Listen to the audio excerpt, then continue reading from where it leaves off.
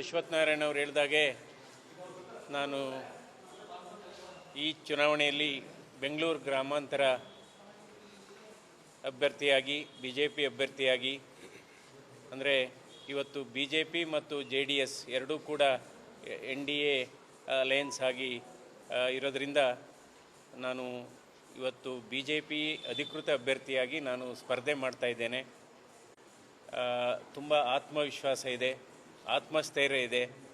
ನಾವು ಈ ಸರಿ ಬೆಂಗಳೂರು ಗ್ರಾಮಾಂತರ ಲೋಕಸಭಾ ಕ್ಷೇತ್ರ ಬಿಜೆಪಿ ತೆಕ್ಕೆಗೆ ಬರುವುದು 100ಕ್ಕೆ 100ರಷ್ಟು ಸತ್ಯ, ನಿಜ ಅಂತ ನಾನು ಅಂದ್ಕೊತೀನಿ.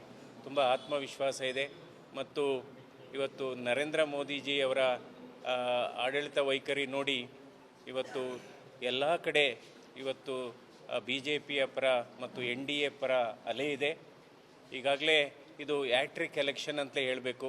ಯಾಕೆಂದರೆ 2014ರಲ್ಲಿ ಅವರ ಮೊದಲನೇ ವಿಜಯ, ನಂತರ 2019, ಸೊ 2024ರಲ್ಲಿ ನರೇಂದ್ರ ಮೋದಿಯವರ ನಾಯಕತ್ವದಲ್ಲಿ ಇವತ್ತು ಒಂದು ಈಗಾಗಲೇ ಹೇಳಿದ್ದಾರೆ ಸುಮಾರು 400 ಕ್ಷೇತ್ರಗಳಲ್ಲಿ ಗೆಲ್ಲುವ ವಿಶ್ವಾಸವನ್ನು ಸನ್ಮಾನ್ಯ ಪ್ರಧಾನಮಂತ್ರಿಗಳಲ್ಲಿ ಹೇಳಿದ್ದಾರೆ. ಸೊ ಹೀಗಾಗಿ ನನಗೂ ಕೂಡ ಈ ಪ್ರಕ್ರಿಯೆಯಲ್ಲಿ ಭಾಗವಹಿಸಿದ್ದು ಸಂತೋಷ ತಂದಿದೆ.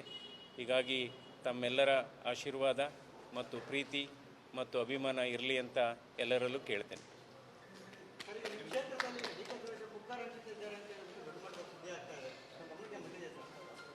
ನಿಮ್ಮ ಗಮನಕ್ಕೆ ಬಂದಿದೆಯಲ್ಲ?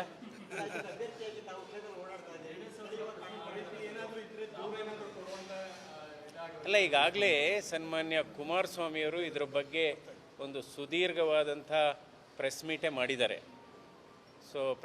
ಮಾಡಿದ್ದಾರೆ. ಅದರಲ್ಲೆಲ್ಲ ಹೇಳಿದ್ದಾರೆ.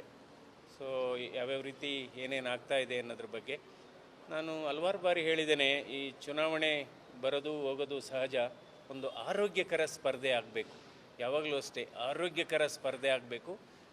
ಮತದಾರರಿಗೆ ಬಿಟ್ಟಂಥ ಅದು ಚಾಯ್ಸ್, ಅದು ಅವರು ಯಾವುದೇ ಪಕ್ಷಕ್ಕೆ ವೋಟ್ ಮಾಡತಕ್ಕಂಥ ಸ್ವತಂತ್ರ ಅವ್ರಿಗಿದೆ. ಬಟ್ ಇವೆಲ್ಲ ಸ್ಪರ್ಧೆ ಯಾವಾಗಲೂ ಆರೋಗ್ಯಕರವಾಗಿರಬೇಕು. ಈ ಪ್ರಜಾತಂತ್ರ ವ್ಯವಸ್ಥೆಗೆ ಒಂದು ಅದರ ನಿಜವಾದ ಒಂದು ಅರ್ಥ ಇರಬೇಕು.